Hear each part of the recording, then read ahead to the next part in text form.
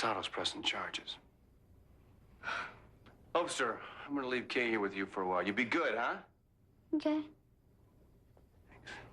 The tiny little show that moves around will not be seen tonight, so that we may bring you the following episode of Almost Live.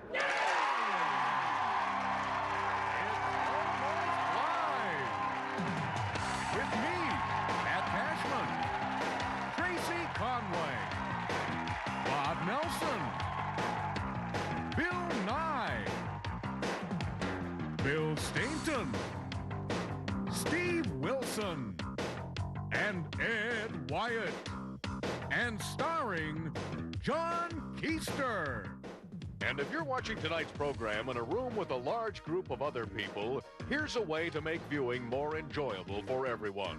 Make sure that people with big, goofy, fat heads sit in the back of the room.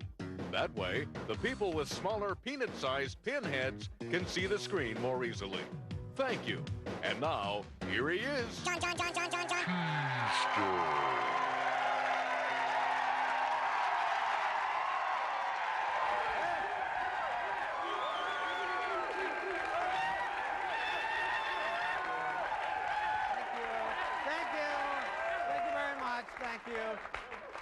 Thank you. Good evening, everybody, and happy Earth Day. Happy Earth Day, everybody. You know, today is Earth Day, probably the most festive holiday of the year. Everyone's out exchanging dirt bouquets, and little boys and girls are dressed up as compost. I love it. I love it. There's a big Earth Day celebration over at the Seattle Center right now, and I hope they get everything swept up by Tuesday, because that's the big 30th anniversary of the Seattle World's Fair. Century 21. That was the big theme. They built the Space Needle back then to look like a building of the future from the best source of information they had at the time, the Jetsons, which is right. That's good. I was just a little kid when I went to the fair, but I do remember a few of the things that they promised we would have in the future. Picture phones. I think they've promised picture phones pretty much at every World's Fair since the 30s, and we've never got them. We never get them. Actually, they have the technology today, but the phone sex industry is fighting it because they don't want people to see who they're really talking to. Business, go down the toilet right away. They said we'd have high-speed monorails all over the city and linking our city with others all over the world. Well, let's see, in 1962, the monorail went from the base of the Space Needle to Olive Street downtown.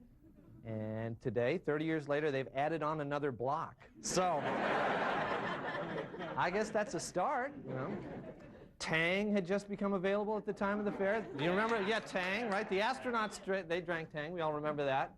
Still, I guess it's still primarily used by astronauts. Tang is it's the astronaut drink. They also said we'd have moving sidewalks, which I guess that turned out to be impractical, although it would have solved the transient problem. Would have solved that. You just don't want to be down the sidewalk from Pioneer Square, which would be a problem there. Well, as part of the celebration this week, they're opening up a time capsule that's got a list of predictions that fairgoers wrote in 1962. They tried to imagine what things would be like in 30 years into the future, predictions for the distant year of 1992. And we got a first look at that list. We thought we'd share it with you. For example, for the year 1992, they predicted it'll be possible to travel to Spokane in 5 minutes, but no one will. Frederick & Nelson's will be the most successful department store in America, with stores in all 50 states. Yeah, they got that one right. They predicted that the toys in Cracker Jacks are going to be really crappy. They predicted that a man without hair will become a minor celebrity by hosting his own show, but will soon succumb to the effects of alcohol, dying penniless and alone. My mom wrote that one, as a matter of fact. Boeing will invent a time travel machine so lunch breaks can last for 2 weeks. We're close. A great city full of culture will arise in the valley north of Auburn and will live up to its English namesake, Kent. Another one, they were dead on that one. Also, they predicted in 1992 someone will be throwing up at the Blue Moon Tavern. And finally, there'll be a slowdown in the rent and S-curves. Well, those were the predictions.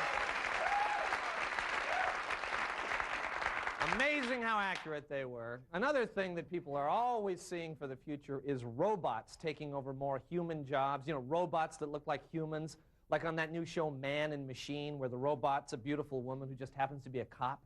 Well, with an idea as wonderful and fresh as that, you just knew that there were going to be some copycat programs. And I'm proud to say that the first one is debuting right here on the Big Five. Take a look. Bobby Guy is a cop. He's a do-it-yourselfer. When he needed a partner, he built one. And is she ever built? She's Eve Gizmo. She's beautiful. She's a cop.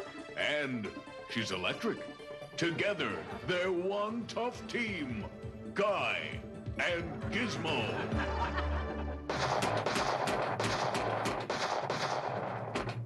They're moving to the other room. Let's go get her. Wait, we gotta unplug her.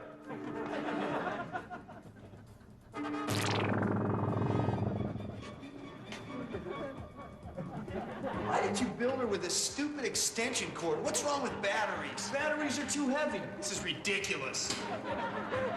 You just keep getting us in these situations where we gotta push her. Oh, God! Plug her in! Yeah. I got it. I need an adapter. Hang on.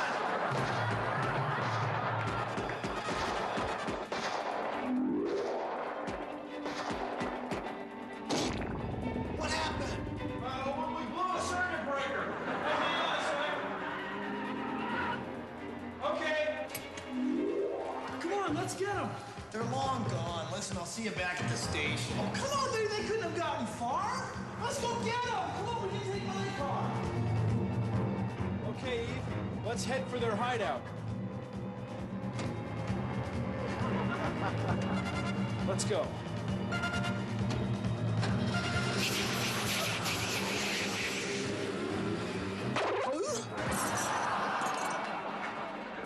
There you go. You just needed a longer extension cord, that's all. This is gonna work great. What is this human word, love? Love, is when two people feel close to each other. Like a guy in love might send flowers, or he might call somebody every day. Are you in love with someone? Well, sure, yeah. My girlfriend Heather. But you do not call Heather. You do not send her flowers. Well, maybe not as often as I should, but I still love her. I think you are afraid of commitment. Eve, just hang on a second here.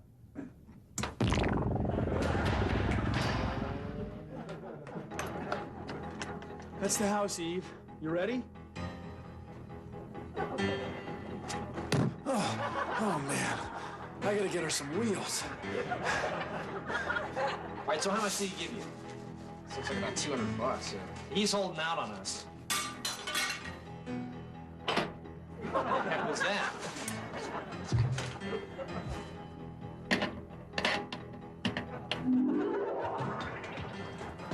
Drop your weapons. Drop them!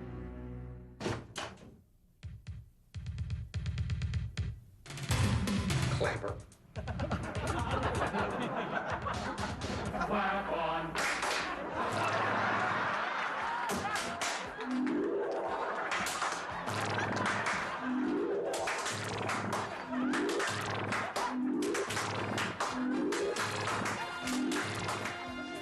Next week on Guy and Gizmo. Another butt screwed up! How many times is this gonna happen, Bobby? I've got the commissioner on my butt. What are you gonna do about it? It's all taken care of, Chief. She'll never run out of electricity again. Here.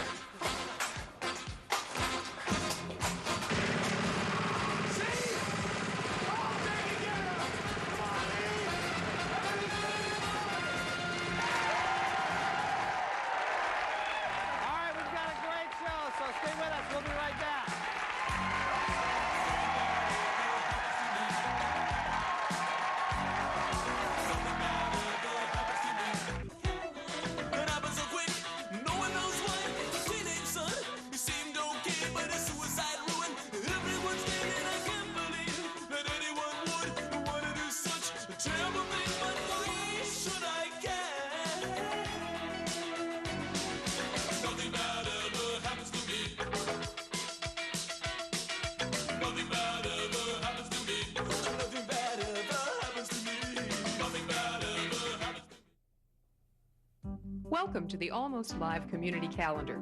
Here's what's happening this week. This Tuesday, Bothell will be holding its 15th annual Bring Back Kojak protest rally. On Wednesday in Richland, the Hanford Kennel Club will hold their annual Mutant Eight-Legged Dog Show. And next weekend at the University of Washington, the Interfraternity Council presents the Drink, Dance, and Puke-a-thon for charity. This has been the Almost Live Community Program.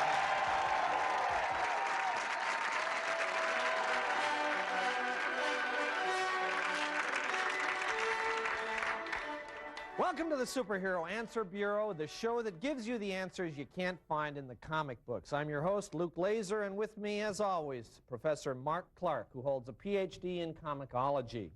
Now, we're going to begin tonight with a discussion of the sexuality of superheroes. Now, this is a subject that's only hinted at in the comics, yet it's an area of great interest, at least it is to me, which brings us to the first letter that we received. First question, Dear Superhero Answer Bureau. Now, if Superman became sexually aroused, wouldn't his pants break? After all, he is a man of steel. Professor? No. Superman's pants would not break because, you see, underneath his pants, he always wears his uniform. Of course, yes. This would contain any arousal problem that he might have. He may walk funny, but I can definitely say that there would be no bursting pants. Well, okay, what about the whole issue of safe sex in Superman? I mean, it seems to me certainly if he wore a condom, it would have to break. I mean, isn't that true?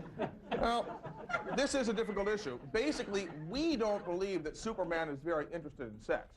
I mean, if he were, he'd be using his X-ray vision constantly. Pose all sorts of radiation risks. I mean, after all, if you'll recall, his motto was not truth, justice, the American way, and scam on chicks. Okay, right. So what you're saying is that Superman is voluntarily celibate to concentrate on crime fighting. More or less, yes. Okay, great, fine. Now let's move on to our next issue, and this is the duplication of superpowers, which is another serious concern expressed in our second letter, which is, Dear Superhero Answer Bureau, what's the difference between Elongated Man, Plastic Man, and Stretch from the Fantastic Four, and what is the big deal about having this super ability? Very good question. There's not really a whole lot of difference between those guys, and frankly, it's not really the best superpower to have, but they make damn good outfielders. Yeah, okay. And they can get things off of really high shelves. Okay, all right, that's very interesting. Let's move on now. It's time to bring out our today's guest, a famous crime fighter, and also a big box office draw. Please welcome Batman. Batman. Nice to see you, Batman. Sit down. Nice to see you, Batman. Now, you, Batman, you are not actually a real superhero, are you? Well, I'm not technically a superhero, but I like to think of myself as one. Come on, really, aren't you just a rich guy who can buy a lot of cool stuff, like a customized car, bat planes, that sort of thing? Well, yes, to fight crime. But wouldn't it be more effective if you used the hundreds of millions of dollars that you have at your disposal to get at the root of crime, better schools, poverty programs, drug education? I mean, it seems to me that you come along when the problem has gotten completely out of hand, you just swoop in and bust heads. But I like to swoop in and bust heads. That's why I do this. I help society and I get my kicks. And exactly how does Robin fit in with your kicks? Well, just what is your relationship with Robin? He's my partner. Your life partner?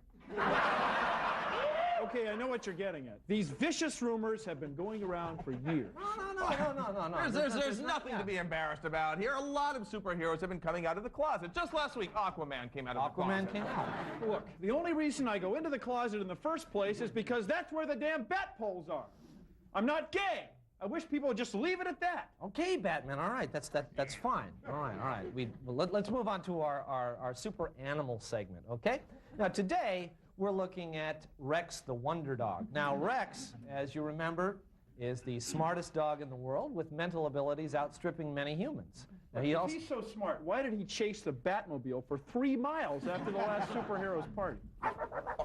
Rex possesses the intelligence to actually ride a horse. That's right. We've got a shot of that. See, Rex can ride a horse. It doesn't look like he's trying to ride that horse to me, okay? Now, Batman, please. Hey, you try to stay in a room with Rex. After 5 minutes, he's on your leg. Of course, that's better than hanging out with Spider-Man. Thwip! He grabs a bottle of Jack Daniels. Thwip! There goes all the scotch.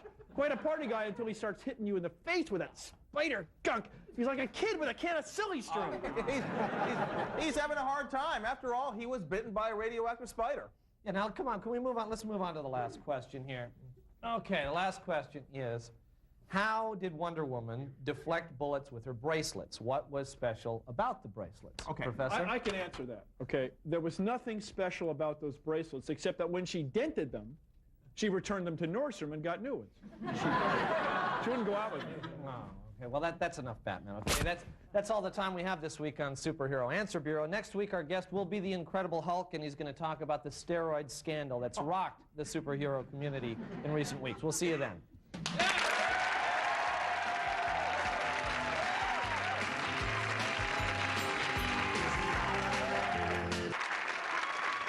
I'll trade you 2 Michael Milken for 1 Leona Helmsley. No way. Come on, he stole $100 million. All she did was forget to pay her taxes. No way. Hey, I'll even throw in a Charles Keating. Okay. Kids, adults, everybody is gonna love our new set of collector's trading cards. Fallen stars of the 80s.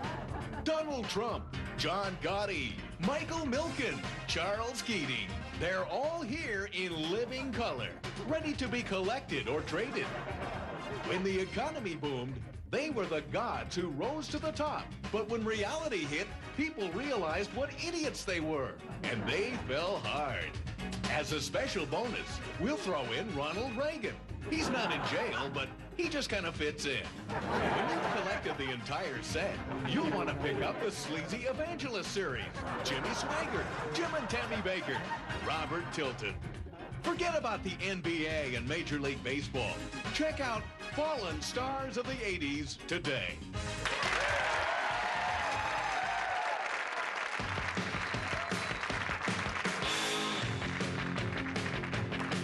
Good evening and welcome to the John Report. I'm John. Here's my report. It's estimated that 325,000 more people will be moving into King County in the next 20 years. The Seattle Mariners are hopeful that at least one of them will be able to pitch 3 decent innings of relief. A Kirkland Elementary School has won a $592,000 grant from the R.J. Reynolds Nabisco Foundation. In honor of the event, each student was presented with a box of Triscuits and a carton of Camel Lights. A Clark County district judge has been accused of calling females on the court staff sluts and bitches. The judge denies the allegations and says it's just like that bunch of whores to make up such lies. To conserve water, Seattle residents have been asked to flush their toilets 1 less time per day. Tacoma residents have been asked to flush 2 more times.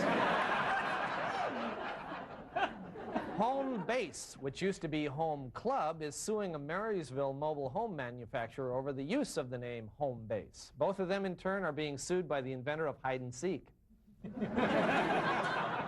People who have questions about chemical spraying for the Asian gypsy moth can call 1-800-443-MOTH. There's also a 1-900 number if you want to hear a moth's sexual fantasy.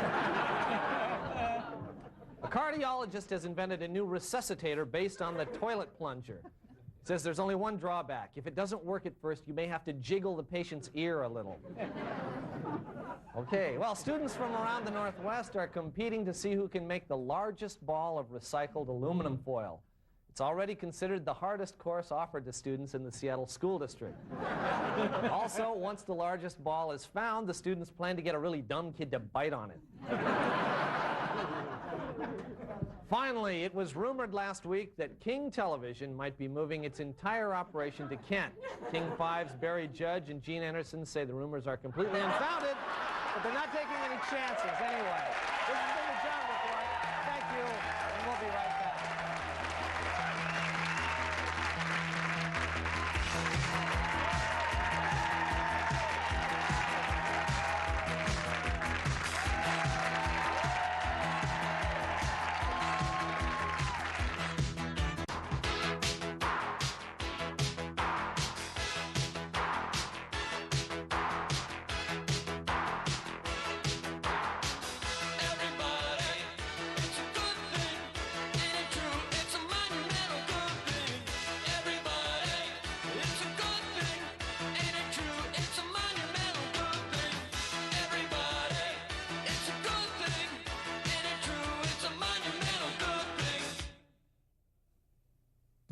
Welcome to the Almost Live Community Calendar.